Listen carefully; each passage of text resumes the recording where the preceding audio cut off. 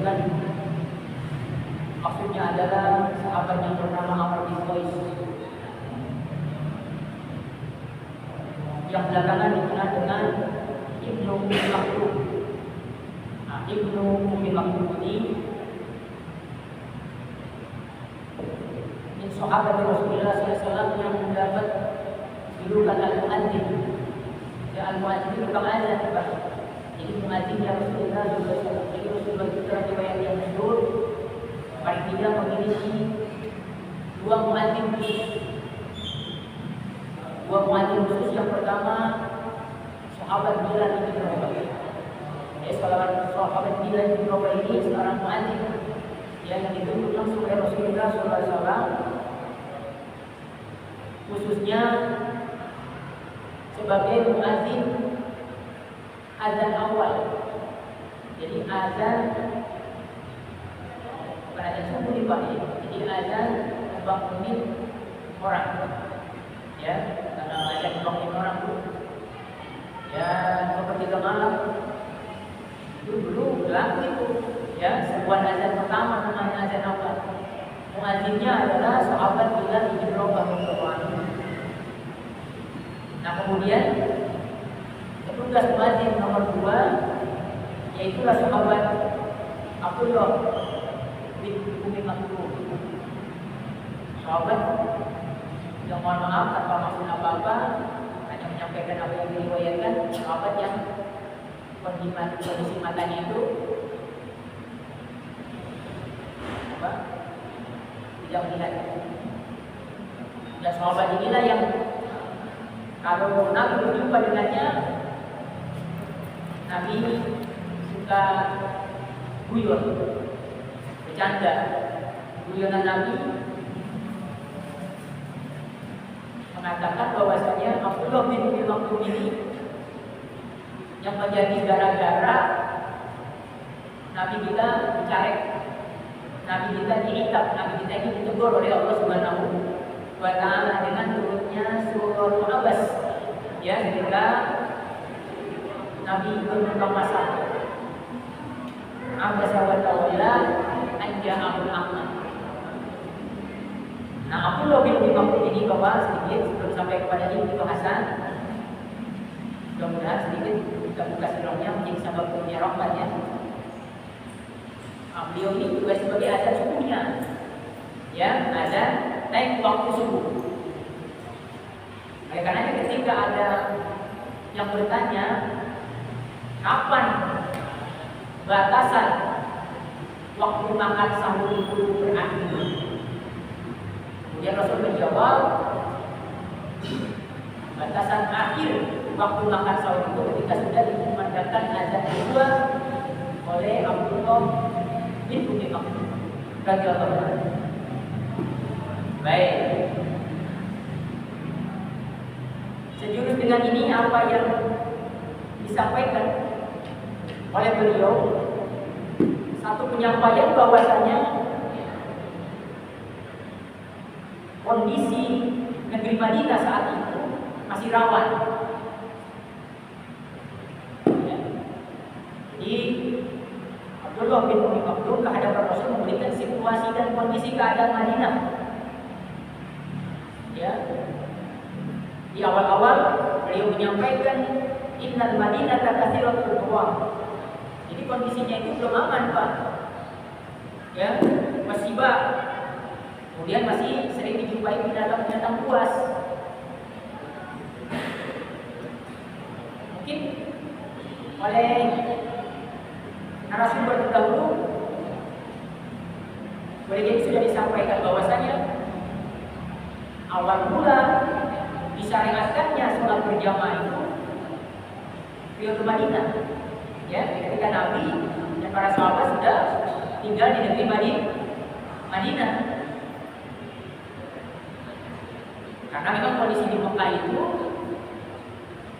memang Nabi dan para sahabat masih dalam keadaan yang dikatakan al-mahmudin, ya, belum bebas, ya, masih dalam situasi yang tidak aman kalau misalnya sholat dilangsungkan secara terbuka sama sekali. Ya, karenanya baru disyariatkan dan disuarakan berjamaah itu pada periode Madinah. Nah, di awal-awal diberitakan ketika sudah masyhur bahwa sholat berjamaah itu disyariatkan. Nanti kita bahas lebih lanjut kedudukan jelas dan pastinya disyariatkan ini apa nih? Apa wajib ya? Apa sunnah? Apa bagaimana nanti? Ya. Ketika dapat penyampaian kondisi Madinah masih seperti itu, kemudian Rasul memberikan satu penegasan. Tasma'u hayya 'alas shalah, hayya 'alal falah.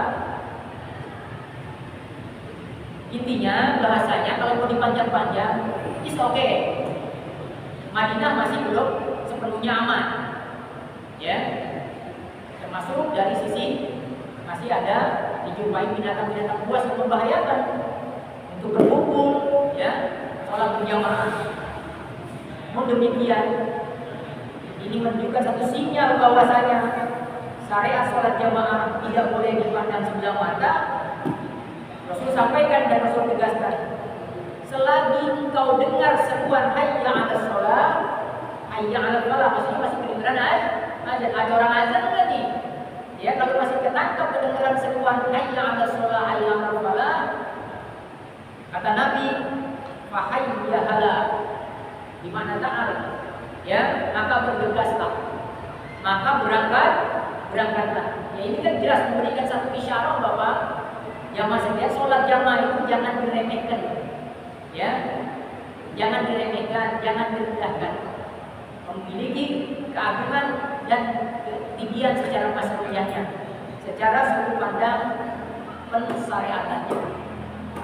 Oleh karenanya, ulama khususnya kalangan fuqaha dalam hal ini serempak satu suara bahwasanya sholat jamaah itu masyru'. Artinya masyru' itu nyata adanya disyariatkan. Pertama, melalui nas Al-Quran. Misal ayat yang berbunyi warka'u marrati. Itu berperintah duduklah kalian bersama orang-orang yang lurus. Apa maksudnya kalau bukan? Disyariatkannya sholat berjamaah. Bicara sandaran hadis tentu bukan satu buah hadis. Masuk apa yang dibuat merujuk kepada referensi kita kali ini yaitu kitab Riyadhus Shalihin. Di sini dibuat juga kurang 7 riwayat. Sekarang kita sampai kepada riwayat yang keempat nih, menyambung daripada narasumber yang terdahulu.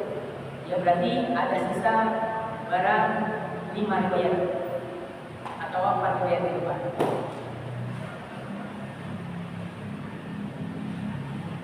Terlepas daripada ulama semua mufakat sholat berjamaah itu masyru', hanya saja nanti panjang-panjangnya, detail-detailnya sholat berjamaah itu jelasnya hukumnya apa, ulama ada silang pendapat.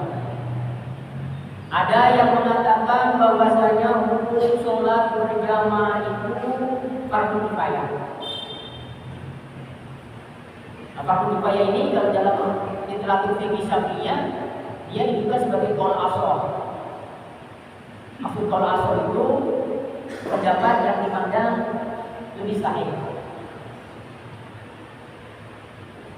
Terlepas ada riwayat yang menyebutkan bahwasanya sholat berjamaah itu kedudukan hukumnya hanya sebatas sunnah muakkad.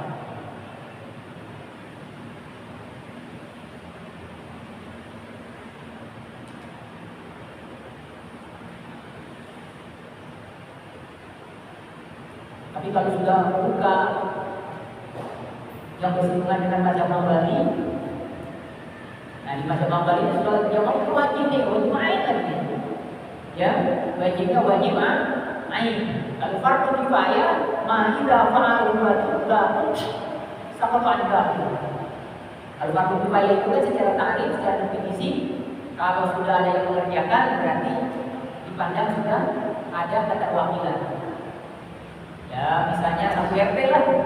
Kalau sekolahnya terkecil di satu RT ini, RT sudah dia mendirikan jamaah, saqata an baqi, maka ketika yang lain tidak berkesempatan, artinya sholatnya secara sendiri tidak berjamaah, tidak menjadi dosa.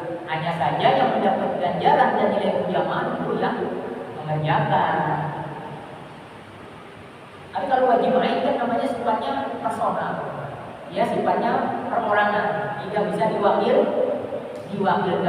Hanya saja yang perlu dipahami ketika dalam mazhab Hambali sholat berjamaah itu hukumnya wajib ain, itu jangan sampai dipandang dan diduga sebagai syarat sahnya sholat. Artinya orang mengikuti paham mazhab Hambali, dia maghribnya tidak berjamaah misalnya, ya isanya tidak berjamaah, subuh, zuhur, asar tidak berjamaah, sholatnya tetap sah. Cuman habis sholat dia menggodok dosa. Kenapa menggodok dosa? Ya karena sholatnya tidak diselenggarakan secara berjamaah. Jadi dalam konsep mazhab lain itu Pak, ada bahasa orang ibadah nggak serta-merta dapat pahala. Orang ibadah nggak serta-merta dapat sawab, nggak serta-merta dapat ganjaran. Contohnya kayak begitu. Ya, kita ambil perbandingan misalnya. Kalau di mazhab Hanafi kan baca Fatihah dalam sholat itu bukan rukun, tapi kewajiban sholat. Dalam hal ini di mazhab Hanafi beda memahami fardu dengan wajib, ya. Yang sehingganya kalau ada orang sholat pakai cara mazhab Hanafi, ya kagak baca Fatihah sholatnya ini setiap rakaat, tapi dia ganti dengan surat-surat yang lain, misalnya kesukaan dia. Dia baca surat apa yang dia suka, yang dia demen, tapi Fatihahnya tidak dibaca. Nah itu sholatnya tetap sah. Hanya saja habis sholat dia berdosa karena meninggalkan kewajiban. Apa kewajibannya? Membaca Fatihah ya di dalam sholat. Begitu. Nah kemudian kita manfaatkan waktu yang sederhana ini kepada urgensitasnya.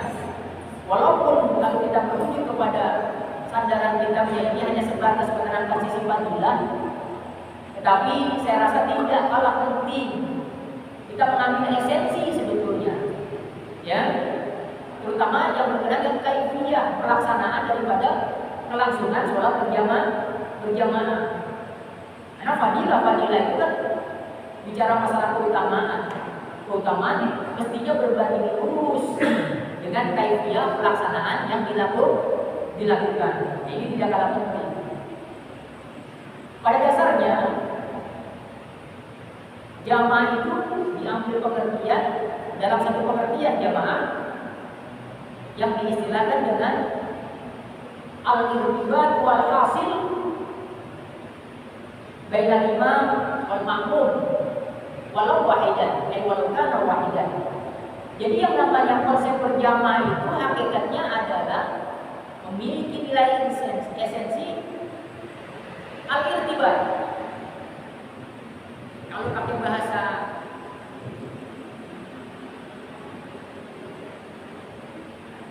dilalah berlafziyah begini Pak. Jadi dengan berjamaah itu terjadinya seperti ini. Ini namanya al-irtibat, pertalian, ya, terjalinnya hubungan, terciptanya kolerasi. Jadi berjamaah dalam sholat maksudnya adalah membangun kerangka al-irtibat. Jadi ada tautan yang dibangun oleh siapa? Bainal imam wal ma'mum, ya, tautan yang dijalin, ikatan yang terbentuk antara imam dan makmumnya. Walau kana wahidan, meskipun makmumnya hanya satu orang. Jadi ada had akal nih ya, ada standar minimum. Kalau sholat berjamaah itu mesti ada satu imam dan satu makmum. Dalam praktek berjamaah secara umum.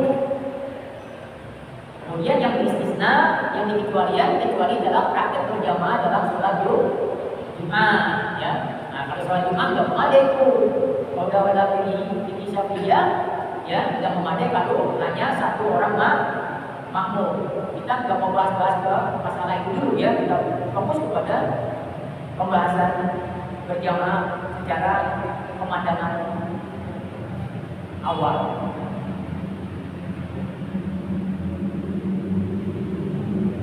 Riwayat pula, mungkin Bapak pernah mendengar penyampaian dari narasumber terdahulu, karena riwayat itu disebutkan pertama pula yang bisa dikatakan satu stimulan atau rangsangan supaya ada dorongan pada diri kita selaku muslim ini untuk mau bergegas dan berangkat kumpul melaksanakan sholat berjamaah. Riwayatnya masyhur, mungkin Bapak-bapak juga hafal.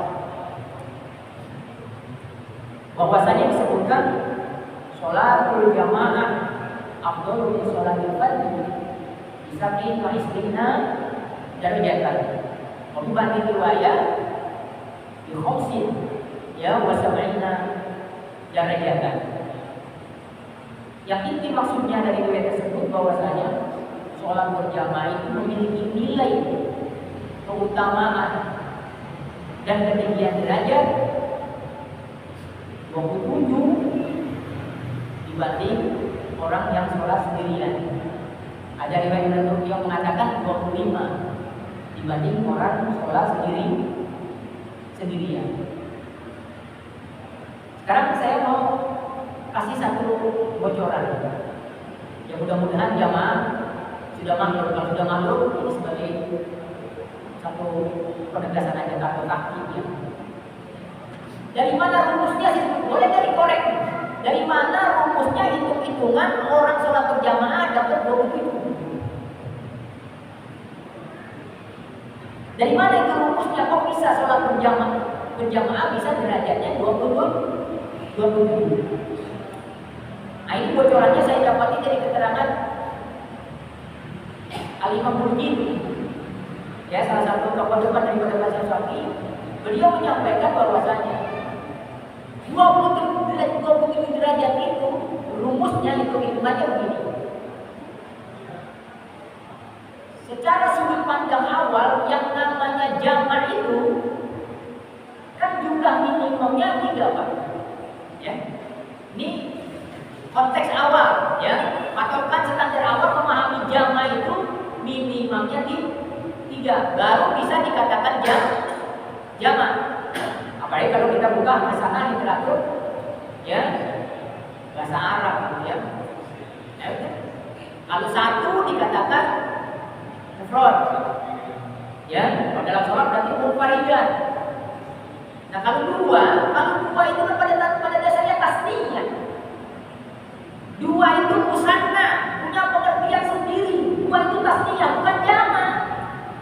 Kalau lebih dari 2 baru terjadinya konsep jamak. Mau kemana lagi itu begitu. Yang namanya jamak itu harus lebih dari 2. Tetapi ada kemurahan dari Allah. Sini yang kita paham, ya.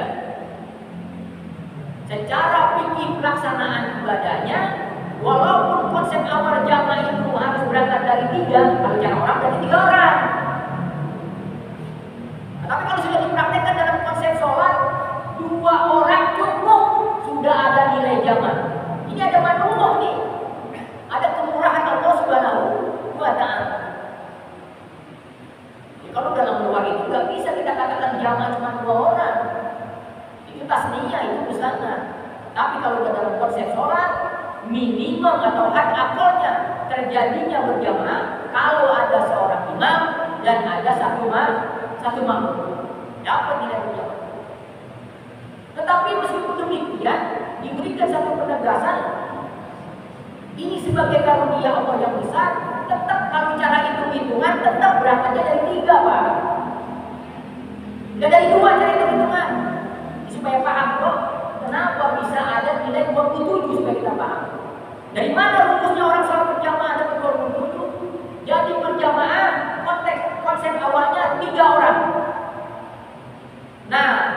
kemudian ada kaidah yang dipedomani dan diseragami bahwasanya lewat nas Al-Quran sendiri, al-hasanah asyru amsalihah. Setiap amalan yang baik itu kita kerjakan 1 nilai 10.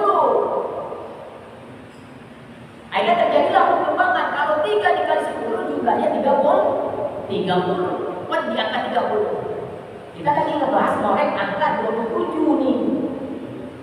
Kok kenapa nggak 30? Kalau rumusnya tadi al-hasanah asyru amsalihah, mestinya kan 30 derajat. Kenapa dikurang 3? Kata Imam Mulkini rahimahullah, bisa terjadi nanti pada akhirnya total jumlah bilangan keputusan 27 itu dikembalikan kepada modal pokok, artinya nilai dasar. Jadi dari 3 orang ini, kalau cara orang, 3 orang ini dia punya modal awalnya 1. Karena kita sholat sendirian dapatnya 1. Berarti 1 dikali 3 ya 3. 30 diambil harta pokok 3 orang jadi 27. Paham sekarang gitu ya? Kalau mau tahu rinciannya lagi, per orangnya dapat 10, kemudian diambil harta pokok 1 jadi 9. 9 dikali 3 orang, 9 kali 7, 9 dikali 3, juga diambil jadi 27. Mudah-mudahan ini bisa dipahami ya. Kalau paham nanti boleh ditanyakan lagi. Ini yang saya dapati dalam keterangan ya di An-Nihayah, mengutip daripada jabarannya Al-Imam Mulkini rahimahullah taala. Mana kalau makanya cukup gak nih apa yang saya sampaikan? Jadi saya dimaklumatkan biasa ada juga katanya ada sesi pertanyaan yang masih mengakibat mau ada pertanyaan gimana ya.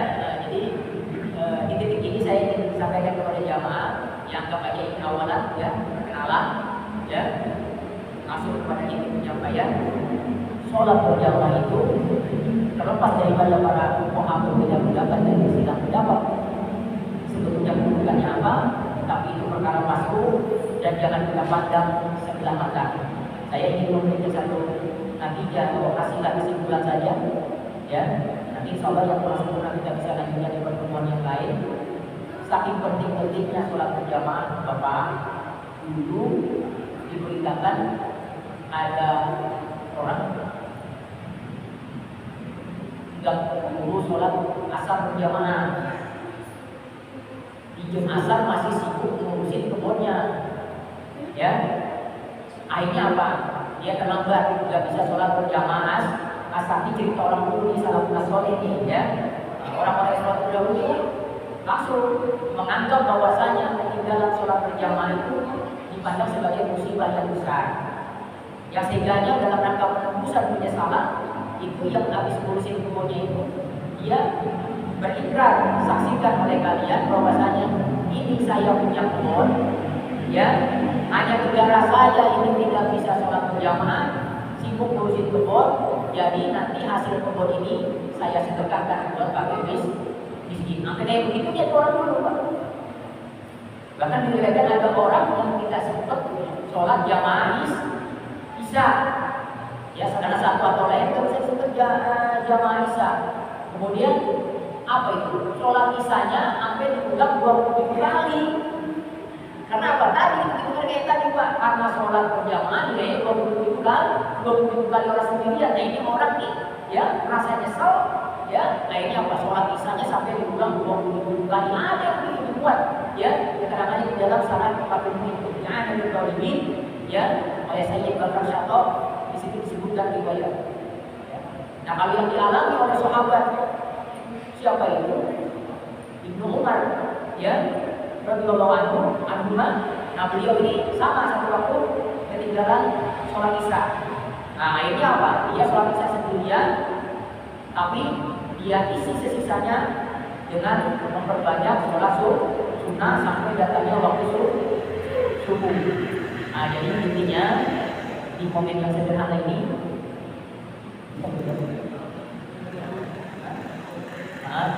baik kalau masih ada ya saya ingin memberikan kesempatan katakan barangkali ada kurang paham atau saya biasa memberikan kebebasan ya kepada jamaah-jamaah di tempat saya di situ ada hal-hal yang ingin disampaikan yang mungkin keluar dari kebebasan juga tidak jadi masalah. Yang penting kita lihatin semuanya dalam rangka kita malam ini untuk meningkatkan pemahaman kita dalam pengajaran agama. Saya cukupkan dulu apa yang bisa saya sampaikan. Saya persilakan.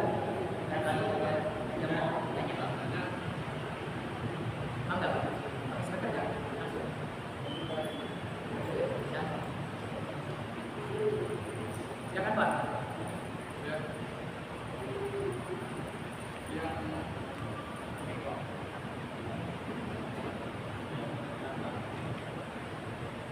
Besok-besok saya mohon maaf ya. Besok-besok kalau bisa nih kita ada umur punya perkumpulannya agak majuan Pak. Terlalu jauh nih. Ya. Ini masalah itu sholat berjamaah. Baik. Yang dikatakan berjamaah fardu ain dan fardu kifayah itu yang di masjid atau hanya kita berjamaah di mana pun tempat. Bisa di rumah atau di mana lain. Yang dikatakan fardu ain atau fardu kifayah itu yang dikatakan berjamaah. Nah, itu satu. Yang kedua yang kemarin itu kita dapat materi dari Ustaz atau Ustaz bahwa hadis daripada rukuk mau intinal itu kan sami Allahu liman hamidah itu makmum tidak membaca tapi langsung dengan Rabbana nah kemudian ada juga saya dapat literasi itu bahwa makmum itu mengikuti bacaan dan gerakan daripada imam. Jadi kalau imam membaca sami Allahu liman hamidah, makmum juga mengikuti sami Allahu liman hamidah. Itu katanya menurut mazhab Syafi'i. Nah itu yang benar yang mana yang benar? Makasih. Yang pertama kalau nggak salah masalah kalau sholat berjamaah yang sendiri adalah hukumnya kedudukannya fardu kifayah, apakah kedudukan fardu kifayah ini hanya terpaku di masjid gitu ya? Apa di mana saja maksudnya yang penting sholat berjamaah. Ya baik. Jadi pakuannya ukurannya bukan masalah masjid. Jadi yang penting sholat berjamaah. Jadi sayang kalau ada masjid ada jamaah sayang ya, cuma tidak serta-merta orang yang berjamaah di luar masjid tidak memiliki nilai jamaah, tidak memiliki nilai jamaah. Paham nggak ya? Jadi intinya fardu kifayah ini yang penting sholat dilaksanakan berjamaah. Yang terbaik memang di masjid justru malah berangkatnya ada konsep masjid ini sebagai mahal jamaah. Ya masjid itu dibangun ya berangkat dari sarana untuk berhimpun dalam sholat berjamaah. Dia di samping peranan-peranan masjid yang lain lah. Intinya utamanya adalah untuk berlangsungnya sholat jamaah. Ya saya rasa harus dipahami ini. Jadi nilai berjamaah dan kalau memang kita memilih pendapat yang asal tadi kedudukannya fardu kifayah, ketika sholat jamaah didirikan di luar masjid itu pun bisa mengcover hukum fardu kifayah. Ya, misalnya karena satu atau hal ya, tidak ada orang sholat berjamaah di masjid, tapi ada orang sholat berjamaah di luar masjid. Ya, kayaknya misalnya di majlis, ya atau di madrasah, ya atau di rumah misalnya di bait, itu juga termasuk hitungan yang menjadikan orang lain yang tidak berjamaah tertolong. Ya, dia tidak tidak sholat berjamaah. Oleh karenanya kalau ini disepakati ya, kalau disepakati kita bisa menyepakati skala terkecil RT misalnya ya, misalnya skala terkecil RT dalam kehidupan kita nih ya, secara kultural kita bisa terkecil RT ya, berarti se-RT itu jangan sampai gak ada jamaah, jangan sampai gak ada orang sholat berjamaah. Terserah jamaahnya apa di musola atau di masjid, yang penting ada yang berjamaah. Kalau misalnya se-RT gak ada yang berjamaah sama sekali, itu orang se-RT jadi dosa semua tuh ya. ninggalin jamaah. Bahkan kalau kita pakai riwayat yang ekstrim sebetulnya udah wajib diperangi itu. Ya, ini artinya sampai kayak begini yang pentingnya sholat berjamaah itu singkat waktunya. Ya, mudah-mudahan bisa dipahami. Kemudian yang kedua pertanyaannya tadi, tolong bantu Pak, tolong.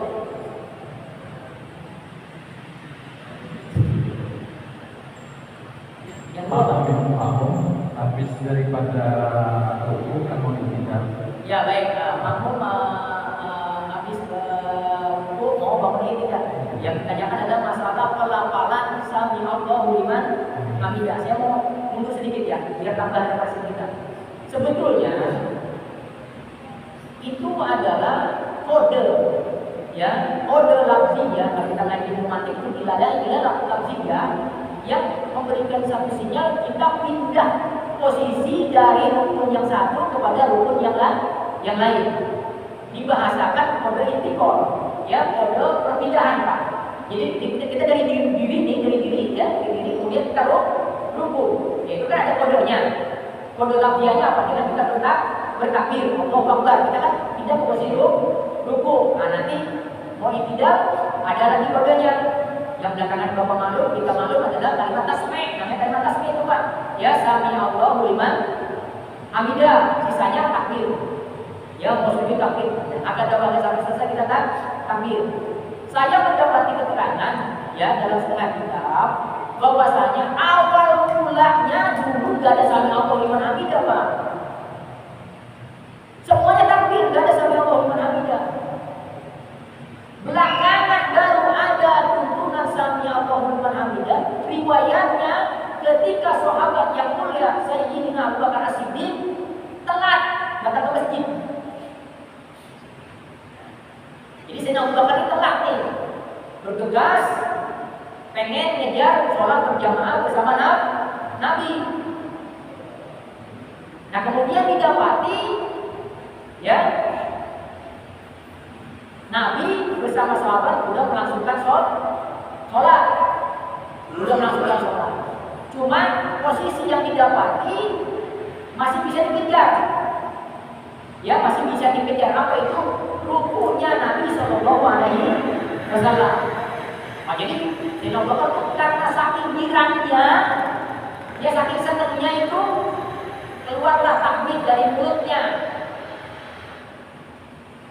Alhamdulillah, saya masih bisa ngejar rukunya Nabi. Kan riwayat menyebutkan man adraka ruku faqad adraka rakaat.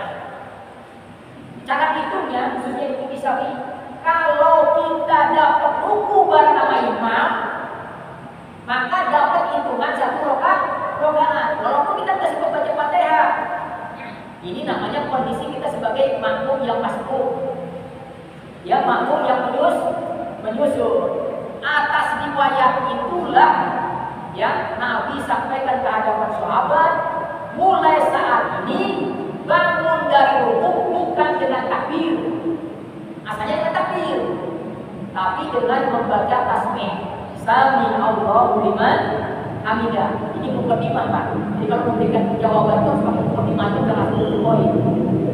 Poinnya dari yang ditanyakan tadi, dengan urusan tasbih, dengan urusan sami Allahu liman hamidah, makmum ini baca apa enggak? Apakah makmum itu enggak usah baca, cukup diwakili sama imam? Sebetulnya makmum tetap disunahkan baca tasbih. Artinya makmum baca sami Allahu liman hamidah sebagaimana takbir tidak rukun. Makmum tetap sudah membaca takbir, enggak ngandelin takbirnya si imam. Ya, nah, jadi tetap disunahkan makmum itu baca tasbih, baca sami Allahu liman hamidah. Ya, kalau nggak baca ya nggak jadi masalah, cuman bagusnya tetap baca. Setelah baca baru baca bacaan yang memang sudah ditentukan. Seperti misalnya Rabbana lakal hamd atau Rabbana walakal hamd atau Rabbana lakal hamdu fis samawati wal ardi wal masjidan lainnya. Ya, itu Pak cukup. Ada lagi satu? Ya, baik, ada lagi. Jawab dulu. Ada lagi. Mana silakan.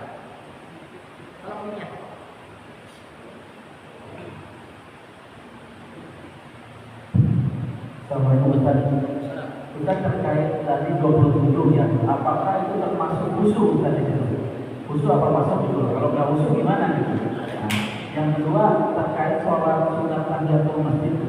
Misalnya di musola kecil, apakah betul di musola kecil itu tidak berlaku sholat tahiyatul masjid? Karena kan sholat masjid tapi musola. Itu saja Ustaz, terima kasih. 27 derajat apakah dikaitkan dengan masalah khusyuk atau tidak kan? Dikaitkan dengan masalah khusyuk atau tidak. Kembali pada konsep awal Pak. Jadi konsep awal kenapa dimasukkan atau disyariatkan sholat berjamaah justru menyadari bahwasanya secara umumnya di kalangan kaum muslimin terjadi yang namanya at-tafawut. Apa tafawut itu? Kondisi yang berbeda-beda dari setiap orang. Pertama, dari kondisi ilmu, orang kan berbeda. Dari kondisi pemahaman, orang beda-beda. Termasuk dalam kondisi kehusuan sholat, orang berbeda-beda. Nah, oleh karenanya kalau kita menyadari sesadar-sadarnya, dengan disyariatkan berjamaah ini ada sebenarnya manfaat azimah karunia yang besar. Karena tujuannya untuk mendapatkan tautan hati yang pada akhirnya menjadi tautan nilai. Derajat, kondisi, keadaan, ya, bobot kualitas orang yang berbeda-beda itu pada akhirnya dengan melangsungkan berjamaah menjadi seragam.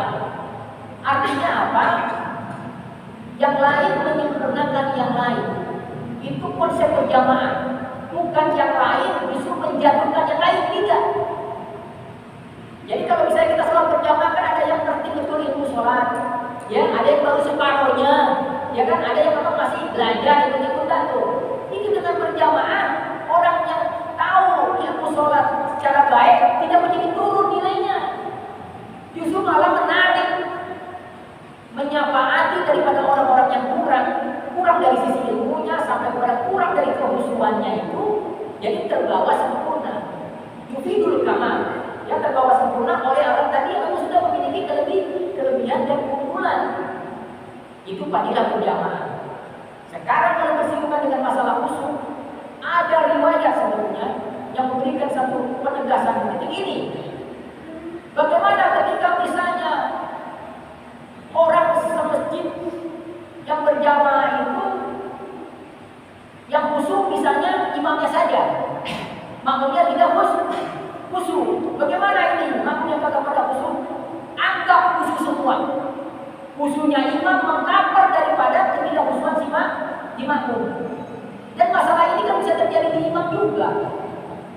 Imamnya lagi banyak pikiran nih yang bisa tinggalin ini, ya, akhirnya kurang mantap juga mengimamin. Imamnya kagak khusyuk, tapi makmumnya ada yang khusyuk. Kasih semuanya dalam kekhusyuan. Kenapa? Diwakili oleh orang yang khusyuk tadi meskipun kakaknya makmum. Bagaimana kalau komplain semua Pak? Imamnya ngelantur, ya, makmumnya juga aur kata dia khusyuk. Tetap katanya, jangan buru-buru dikasih kontrak yang jelek, jangan. Lihat sopnya. Pada akhirnya ini sop jangan diremehin. Makanya ada pesan katanya yang bagus, ya, makmum itu berbalik badan dulu, imam itu berbalik badan, periksa barisan si makmum. Istawu kan begitu. Subuh aku main atas subuh kita sholat.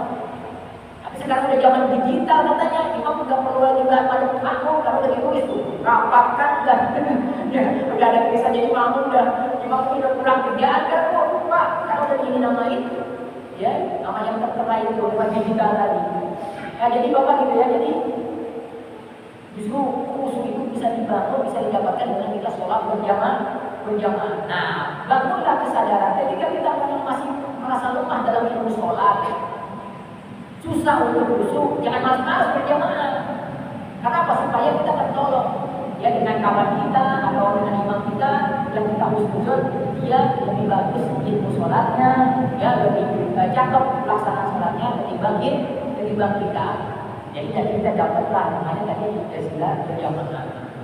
16 Oh ya, sholat sunat tahiyat. Sebenarnya ada bahasa khusus ya, tapi nggak apa-apa ini ya. Saya ditanyakan, bagaimana kalau sholat tahiyat masjid? Apakah memang hanya dibolehkan di masjid? Apakah musola? Ya jadi nanti itu sebetulnya kita dudukkan dulu hakikat musola Pak. Ya, nah ini kita dudukkan dulu hakikat musola. Ya kita bagi kopir kepada yang membangun. Ya, nah jadi kalau misalnya dipahami musola itu bukan masjid. Ya, saya bilang lagi, kalau memang kita sepakat musola itu bukan masjid, saya kira sepakat ya, musola ya lain sama masjid. Kan begitu kan misalnya, berarti nggak berlaku yang namanya hukum masjid di musola. Jadi apa-apa yang diarahkan ke masjid berarti jangan diberlakukan di musola. Itu aja. Tapi kalau misalnya kita memandang, musola masjid juga, itu cuma bahasa doang, saya begitu kan? Intinya mah konteksnya sama, hanya secara teksnya aja yang berbeda, secara termin bahasa di lain, tapi secara ini sebetulnya sama. Berarti berlaku pula hukum masjid. Bukan hanya sebatas masalah tahiyat masjid juga Pak. Dan hanya itu saja, termasuk misalnya larangan-larangan seperti yang berkenaan dengan wanita haid. Awas hati-hati. Jadi jangan kita pilih-pilih yang enak, coba tahiyat masjid kita anggap sah. Misalnya ya kita anggap musola sama kayak masjid. Tapi kalau misalnya yang lain kayak perempuan haid misalnya kita remehin, nah ini musola bukan masjid, jadi boleh perempuan duduk di situ. Nah ini kan namanya campur hukum, namanya bikin peraturan sendiri kalau begitu. Jadi kita sepakat dulu musola itu masjid atau bukan. Kalau emang udah, bukan masjid, secara kultural beda sama masjid. Kalau masjid pada umumnya biasa diselenggarakan sholat berjamaah 5 waktu, ada sholat Jumatnya, berarti beres. Ya berarti apa tadi? Itikaf, ayat masjid, masuk apa yang dilarang, tidak masuk ke dalam konteks musola. Cukup ya Pak? Nah nanti dalam bahasa itu saya rasa sudah tadi aja. Baik, saya rasa saya mau izin. Kalau sederhana itu nilai ini mudah-mudahan ada yang bisa kita petik ya dari nilai-nilai pengajarannya, hakikatnya semua dari Allah Subhanahu wa taala yang beralamin. Mari sama-sama kita bersyukur. Astagfirullahaladzim. Allah Subhanahu wa taala